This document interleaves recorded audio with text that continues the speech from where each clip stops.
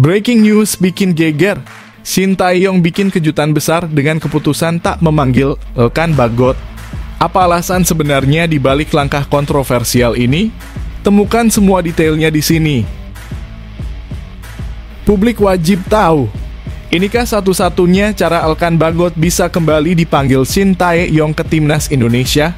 Apa yang harus dilakukan? Simak strategi rahasia yang akan mengubah segalanya. Kabar mengejutkan. Shin Tae-yong mengonfirmasi belum ada striker baru untuk timnas. Apa yang membuat Ole Romanyi masih belum bisa gabung di pertandingan krusial timnas Indonesia melawan Arab Saudi dan Australia? Akhirnya terbongkar jelas. Inilah alasan mengejutkan kenapa Shin Tae-yong belum promosikan Jens Raven ke timnas Indonesia senior. Temukan fakta besar yang akan membuat Anda terkejut. Kembali bikin geger. Shin Tae-yong pastikan Stefano Lillipali tidak dipanggil untuk laga kunci timnas Indonesia melawan Arab Saudi dan Australia. Apa penyebab dibalik keputusan menggemparkan ini? Breaking news. Hernando Ari umumkan telah menerima panggilan dari timnas Indonesia untuk laga panas melawan Arab Saudi dan Australia. Apa yang terjadi selanjutnya? Ini baru top. Shin Tae-yong turun langsung nonton Malut United versus Persebaya Surabaya. Apakah dia memantau pemain kunci untuk timnas Indonesia? Temukan alasan dibalik kehadirannya di pertandingan Liga 1. Bikin heboh publik ASEAN. Media Vietnam tiba-tiba jagokan timnas Indonesia lolos ke Piala Dunia 2026. Inilah alasan tak terduga yang mereka ungkapkan. Langsung gegerkan publik. Pengamat lokal mendukung timnas Vietnam bermain licik di era Kim Sang-sik. Apa yang membuat mereka menyokong strategi kontroversial ini? Ini dia detail lengkapnya.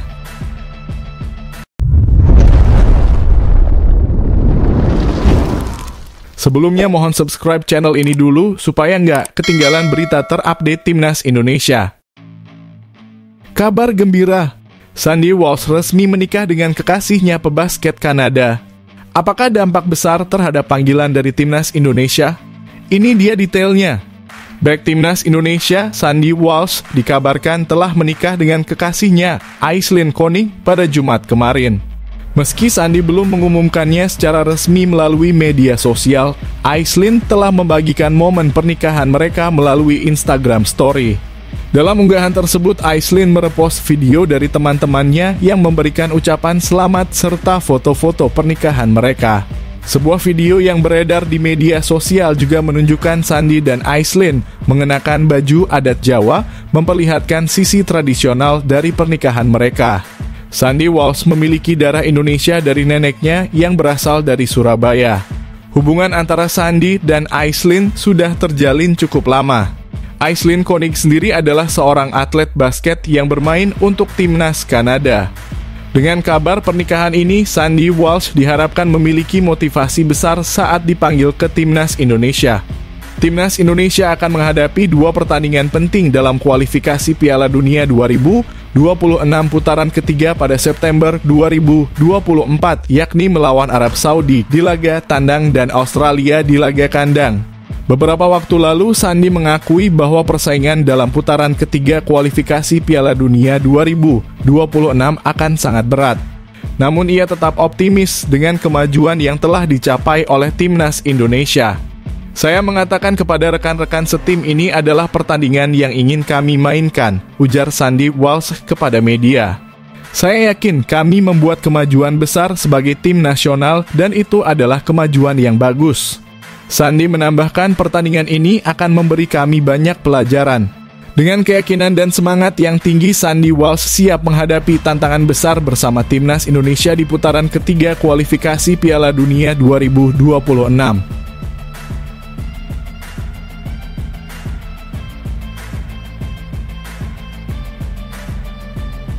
Breaking news bikin geger. Shin Tae-yong bikin kejutan besar dengan keputusan tak memanggil Elkan Bagot. Apa alasan sebenarnya di balik langkah kontroversial ini? Temukan semua detailnya di sini. Pelatih Timnas Indonesia Sintayong telah memastikan bahwa Elkan Bagot tidak akan dipanggil untuk memperkuat skuad Garuda dalam pertandingan kualifikasi Piala Dunia 2026 zona Asia yang akan datang. Pernyataan ini disampaikan Coach Shin saat menyaksikan pertandingan Liga 1 antara Malut United dan Persebaya Surabaya yang berlangsung di Stadion Madia Jakarta pada Jumat sore kemarin. Sintayong hanya memberikan jawaban singkat ketika ditanya mengenai kemungkinan pemanggilan Elkan Bagot dengan mengatakan Elkan nggak dipanggil. Meski Coach Shin belum memberikan alasan resmi di balik keputusannya, banyak yang menduga bahwa keputusan ini terkait dengan absennya Elkan Bagot saat Timnas Indonesia U23 menghadapi Timnas Guinea U23 dalam play-off Olimpiade Paris 2024 pada 9 Mei lalu. Setelah kejadian tersebut, nama Elkan Bagot memang tidak lagi muncul dalam daftar pemain yang dipanggil untuk memperkuat Timnas Indonesia. Hal ini termasuk ketika Timnas Indonesia berlaga dalam 2 pertandingan terakhir putaran kedua, kualifikasi Piala Dunia 2026 zona Asia Grup F melawan Irak dan Filipina pada Juni 2024. Padahal Elkan Bagot sebelumnya merupakan pemain yang sering dipanggil oleh Sintayong. Hingga saat ini, bek yang bermain untuk Blackpool tersebut telah mencatat 22 penampilan bersama Timnas Indonesia sejak 2021. Keputusan untuk tidak memanggil Elkan ini cukup disayangkan, terutama karena Timnas Indonesia juga dipastikan tidak akan diperkuat Justin Hubner dalam pertandingan tandang melawan Arab Saudi akibat sanksi akumulasi kartu.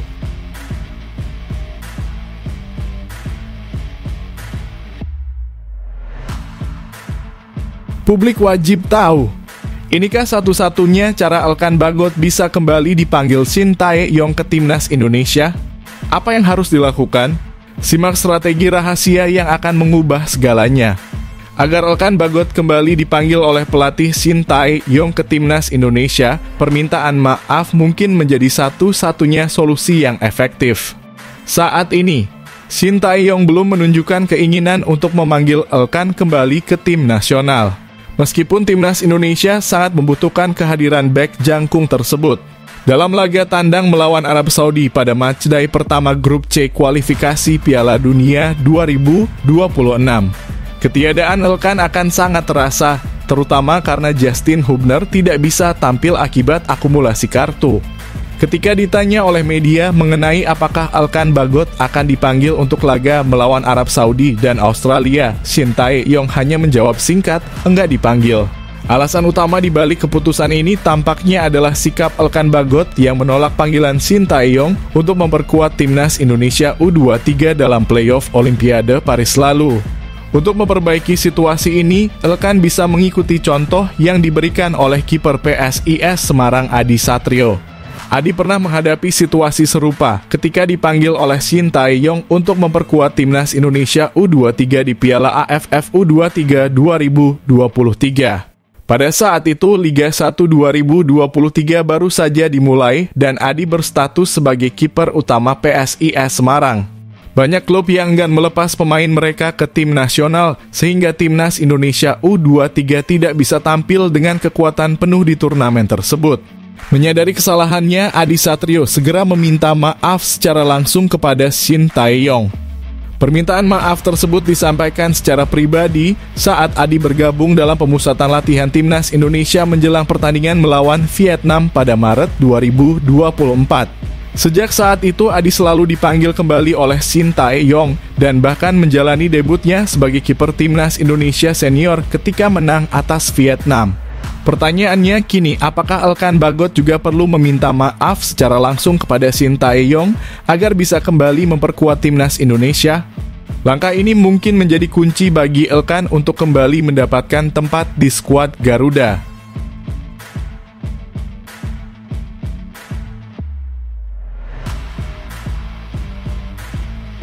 Kabar mengejutkan, Sintayong mengonfirmasi belum ada striker baru untuk Timnas. Apa yang membuat Oleh Romenyi masih belum bisa gabung di pertandingan krusial Timnas Indonesia melawan Arab Saudi dan Australia? Pemain keturunan Indonesia Oleh Romenyi tampaknya belum akan segera dinaturalisasi untuk bergabung dengan Timnas Indonesia dalam waktu dekat. Hal ini dikonfirmasi oleh pelatih Shin Tae-yong yang menyatakan bahwa tidak ada striker baru yang akan dipanggilnya untuk memperkuat skuad dalam babak ketiga kualifikasi Piala Dunia 2026 zona Asia. Sebelumnya, nama Ole Romanyi yang saat ini bermain untuk FC Utrecht sempat muncul dalam radar PSSI sebagai calon pemain yang bisa memperkuat timnas Indonesia. Namun untuk dapat bermain bagi timnas Indonesia, Romanyi harus terlebih dahulu melalui proses naturalisasi menjadi warga negara Indonesia. Sayangnya, Shin Tae-yong menegaskan bahwa saat ini ia tidak berencana menambah penyerang baru dalam skuad. Ia menyatakan bahwa fokusnya tetap pada penyerang yang sudah pernah memperkuat timnas Indonesia sebelumnya. Tidak ada penyerang baru, kata Shin Tae-yong saat berada di Stadion Madia Jumat kemarin. Pelatih asal Korea Selatan tersebut juga menyampaikan bahwa saat ini fokus utamanya adalah membenahi performa penyerang yang sudah ada. Untuk itu, ia mendatangkan pelatih penyerang dari Korea Selatan, Yeom Ki-hun, untuk membantu meningkatkan efektivitas lini serang timnas Indonesia. Saya melihat bahwa saat ini timnas kurang dalam hal mencetak gol dan peluang yang ada pun sangat sulit untuk dimanfaatkan menjadi gol. Saya bisa katakan posisi paling lemah di timnas sekarang adalah penyerang, ujar Shin Tae-yong. Saya membawa pelatih penyerang agar timnas kita menjadi lebih baik dan bisa mencetak lebih banyak gol, tegas Coach Shin. Timnas Indonesia saat ini tergabung di grup C kualifikasi Piala Dunia 2026 zona Asia bersama dengan Jepang, Bahrain, Cina, Arab Saudi, dan Australia. Kompetisi ini akan berlangsung mulai 5 September 2024 hingga 10 Juni 2025.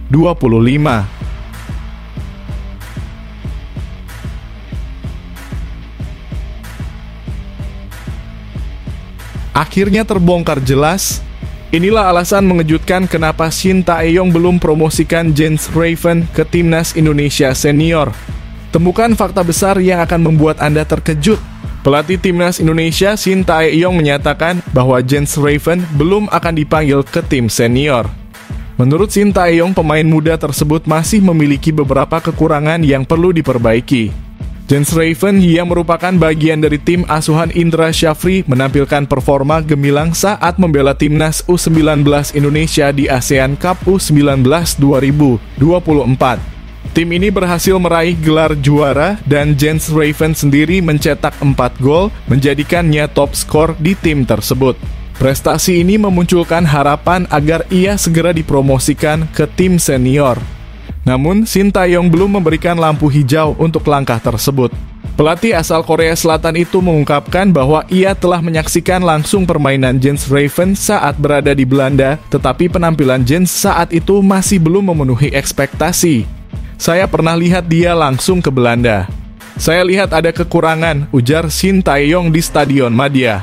Shin Tae-yong menegaskan bahwa Jens Raven perlu meningkatkan level permainannya sebelum bisa dipertimbangkan untuk bergabung dengan timnas senior Indonesia. Jadi harus step by step ya. Dia harus membuat suasana yang baik agar bisa naik level, jelas Shin Tae-yong. Selain itu, Shin Tae-yong juga memberikan pesan penting kepada Jens Raven agar tidak cepat puas dengan performanya saat ini. Sebagai seorang pesepak bola profesional, Jens Raven harus terus mengembangkan karier dan kemampuan profesionalnya. Jangan sampai dia tidak fokus meningkatkan potensi dan kemampuannya. Jadi kita lihat proses dia seperti apa, tutup Shin Tae-yong. Dengan demikian, meskipun Jens Raven telah menunjukkan potensi besar, perjalanan menuju tim senior masih memerlukan usaha dan peningkatan yang konsisten.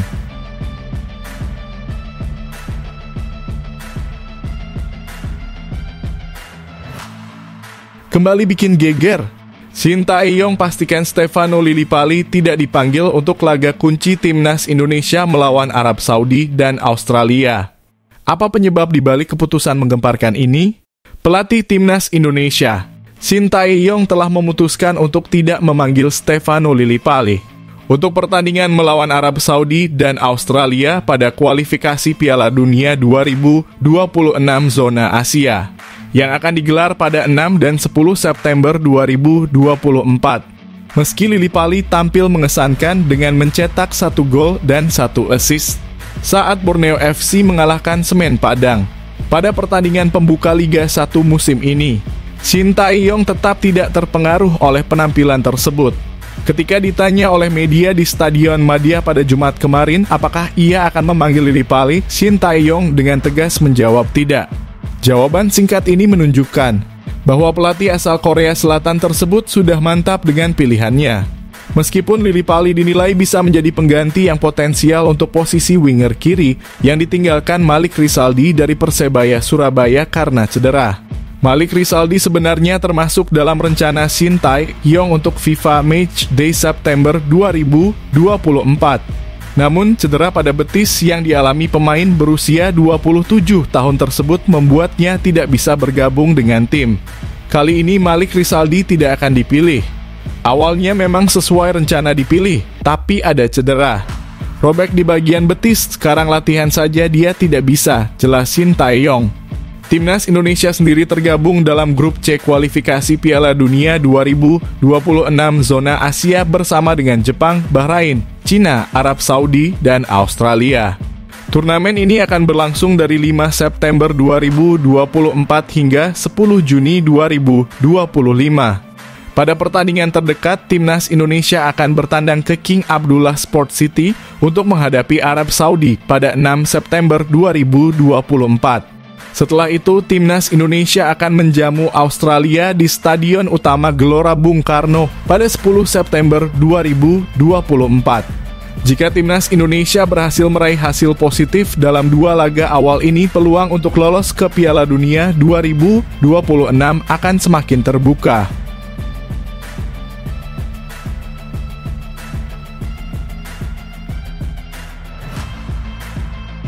Breaking news, Hernando Ari umumkan telah menerima panggilan dari Timnas Indonesia untuk laga panas melawan Arab Saudi dan Australia. Apa yang terjadi selanjutnya? Penjaga gawang Persebaya Surabaya, Hernando Ari mengungkapkan bahwa dirinya telah menerima pesan panggilan untuk bergabung dengan tim nasional Indonesia dalam persiapan menghadapi laga kualifikasi ronde 3 Piala Dunia 2026 zona Asia yang akan berlangsung pada September mendatang. Mereka Timnas Indonesia sudah memberi pesan panggilan ke saya. Mungkin pelatih kipernya Yu Ja-hun ada persiapan di akhir bulan, ujar Hernando Ari kepada media Jumat kemarin. Sebelumnya, pelatih Timnas Shin Tae-yong terlihat memantau pertandingan Liga 1 antara Malut United dan Persebaya Surabaya di Stadion Madia, Jakarta Jumat kemarin. Dalam pertandingan tersebut, beberapa pemain yang sudah sering dipanggil ke skuad Garuda, seperti Hernando Ari, Yance Sayuri, dan Yakob Sayuri, turut bermain. Selain itu, Shin Tae-yong juga sempat berbicara dengan bek Malut United, Wahyu Prasetyo, seusai pertandingan. Saat ini, Shin Tae-yong sedang memantau sejumlah pemain yang akan masuk dalam daftar seleksi tim nasional Indonesia. Pelatih asal Korea Selatan tersebut menyatakan bahwa proses ini masih memakan waktu cukup lama karena pengamatan pemain tidak bisa dilakukan hanya berdasarkan 1 atau 2 pertandingan saja. Meskipun demikian, Shin Tae-yong belum bisa memastikan nama-nama pemain yang akan masuk ke dalam skuadnya untuk saat ini. Indonesia dijadwalkan akan memulai kualifikasi Piala Dunia 2026 dengan bertandang ke markas Arab Saudi di Stadion King Abdullah Sport City Jeddah pada 6 September, sebelum melanjutkan laga kandang melawan Australia di Stadion Utama Gelora Bung Karno pada 10 September.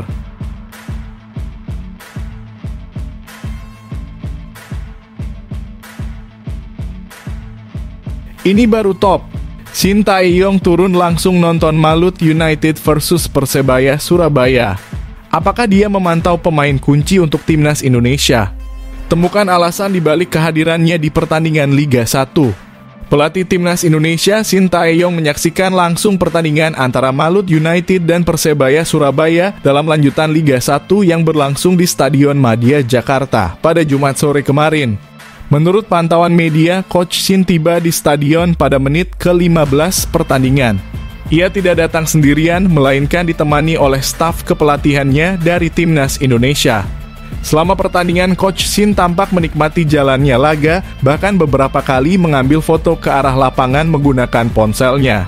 Keberadaan Shin di stadion ini menunjukkan keseriusannya dalam memantau pemain. yang berpotensi memperkuat timnas Indonesia dan timnas U23, yang saat ini tengah dipersiapkan untuk putaran ketiga kualifikasi Piala Dunia 2026 zona Asia, yang akan dimulai pada September 2024. Meskipun demikian, hingga kini Coach Shin belum mengumumkan daftar pemain yang akan dipanggil untuk memperkuat kedua tim tersebut. Persiapan timnas Indonesia baru akan dimulai pada jeda internasional, yaitu 1 hingga 9 September 2024. Dalam putaran ketiga kualifikasi Piala Dunia 2026 zona Asia, timnas Indonesia tergabung dalam grup C bersama Jepang, Bahrain, Cina, Arab Saudi, dan Australia. Turnamen ini akan berlangsung dari 5 September 2024 hingga 10 Juni 2025. Ada beberapa pemain dari kedua tim yang bertanding yang mungkin dipertimbangkan oleh Shin untuk dipanggil ke timnas Indonesia. Dari kubu Malut United ada Yakob dan Yance Sayuri, sementara dari Persebaya Surabaya ada kiper Hernando Ari Sutaryadi yang dikenal dengan performanya yang solid. Menariknya, Shin Tae-yong sebelumnya jarang menonton langsung pertandingan Liga 1 untuk memantau pemain timnas Indonesia. Biasanya ia lebih mengandalkan staf kepelatihannya untuk mengumpulkan data pemain. Namun kali ini kehadirannya di stadion menunjukkan bahwa ia mungkin ingin lebih terlibat langsung dalam proses pemilihan pemain untuk persiapan menghadapi kompetisi penting di masa mendatang.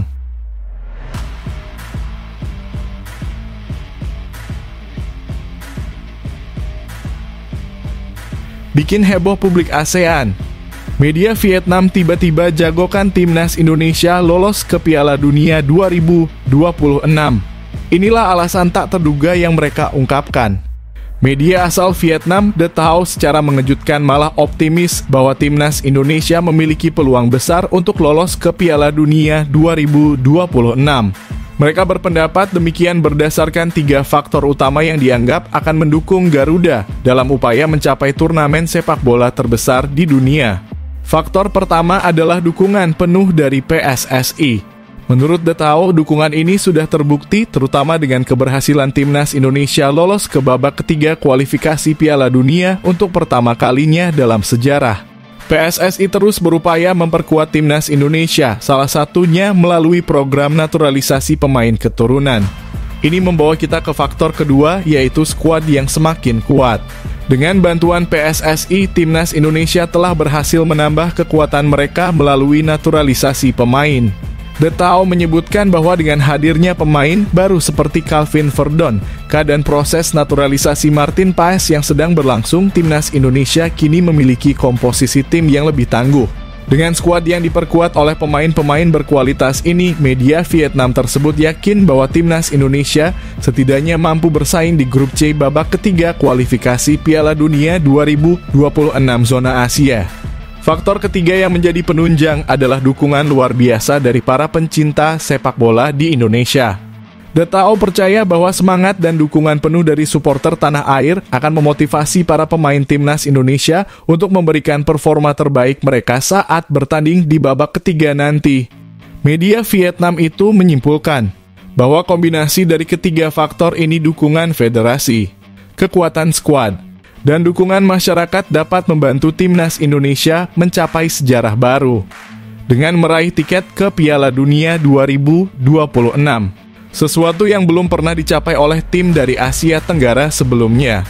Perjuangan timnas Indonesia di grup C babak ketiga kualifikasi Piala Dunia 2026 zona Asia akan dimulai dengan pertandingan melawan Arab Saudi pada 6 September 2024. Untuk lolos langsung ke putaran final Piala Dunia 2026, timnas Indonesia perlu finish di 2 besar grup C. Jika gagal, mereka harus setidaknya mengamankan posisi ketiga atau keempat untuk terus bersaing di babak keempat kualifikasi.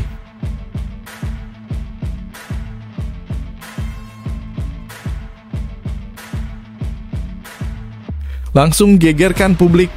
Pengamat lokal mendukung timnas Vietnam bermain licik di era Kim Sang-sik. Apa yang membuat mereka menyokong strategi kontroversial ini? Ini dia detail lengkapnya. Timnas Vietnam kini memasuki fase baru di bawah kepemimpinan Kim Sang-sik sebagai pelatih, dan dukungan untuk strategi permainan yang licik mulai mengemuka dari pengamat lokal. Kim Sang-sik memiliki kriteria khusus dalam menyusun tim dengan 3 aspek utama yang harus dimiliki para pemainnya, baik dengan kemampuan tekanan tinggi, gelandang kreatif, dan striker yang licik. Ketiga aspek ini menjadi ciri khas timnas Vietnam di era Kim Sang-sik. Persiapan tim untuk FIFA Matchday September 2024 melawan Rusia dan Thailand mencakup penerapan kriteria tersebut. Kwang Hui, seorang pengamat, menekankan pentingnya kriteria yang ditetapkan Kim Sang-sik dan memberikan dukungan penuh terhadap pendekatan pelatih Korea tersebut, terutama terkait dengan peran striker. Menurut Kwang Hui, Vietnam memiliki potensi striker yang agresif dengan postur tubuh tinggi dan besar yang membuat mereka sulit dilawan. Oleh karena itu, alih-alih hanya fokus pada pertahanan, striker dinilai perlu bermain licik di depan gawang lawan. Hal ini bertujuan untuk menciptakan peluang dan mencetak gol.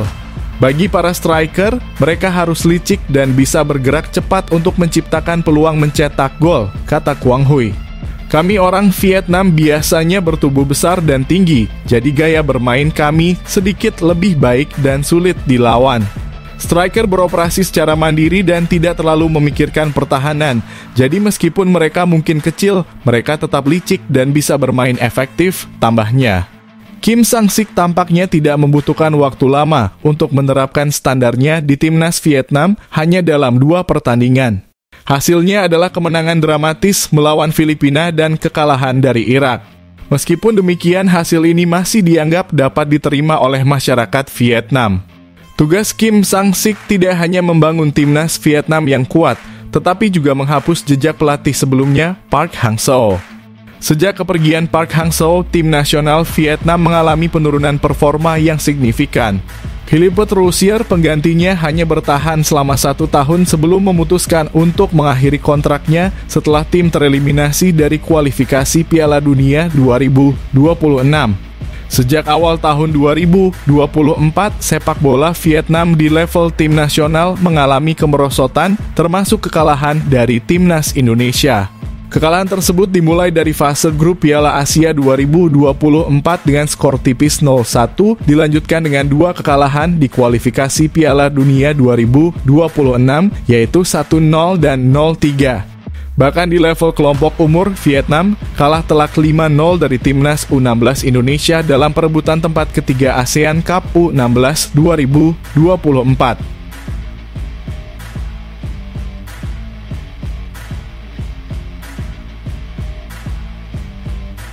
Bocoran penting. Indra Syafri mengungkapkan harapan besar terhadap turnamen usia muda. Siapa pemain potensial yang bakal menggebrak? Ini fakta terbarunya. Direktur Teknik PSSI, Indra Syafri, berharap turnamen usia muda Mustika Java International Cup 2024 dapat melahirkan pemain-pemain berbakat untuk timnas Indonesia. Dengan adanya turnamen ini, diharapkan tidak akan kekurangan talenta baru di skuad Garuda. Turnamen ini akan berlangsung di Stadion Madia Jakarta pada 24 hingga 25 Agustus 2024. Ada 2 kategori yang akan dipertandingkan, sekolah sepak bola U12 dan U14 serta sekolah menengah atas dengan format 7 versus 7. Indra Syafri sebagai perwakilan PSSI memberikan dukungan penuh terhadap ajang ini. Ia berharap turnamen ini bisa menemukan pemain potensial yang dapat membantu regenerasi timnas Indonesia. Jarang ada yang mau mensponsori sepak bola junior. Saya mewakili PSSI mengucapkan terima kasih, kata Indra Syafri kepada media. Indra Syafri melanjutkan, kompetisi seperti ini sangat bermanfaat untuk mencari bibit-bibit muda yang berpotensi. Ini adalah bagian dari proses regenerasi dan semoga ke depan bisa membawa Indonesia ke Piala Dunia. Turnamen ini digagas oleh Java Soccer Academy dan perusahaan swasta PT Mustika Eka Unggul. Reza Eka Pahlevi, pembina Java Soccer Academy, menjelaskan bahwa tujuan utama dari turnamen ini adalah untuk memajukan sepak bola di Indonesia. Ajang ini diharapkan dapat menjadi wadah yang tepat untuk menyiapkan generasi baru timnas Indonesia dalam mengejar mimpi berlaga di Piala Dunia.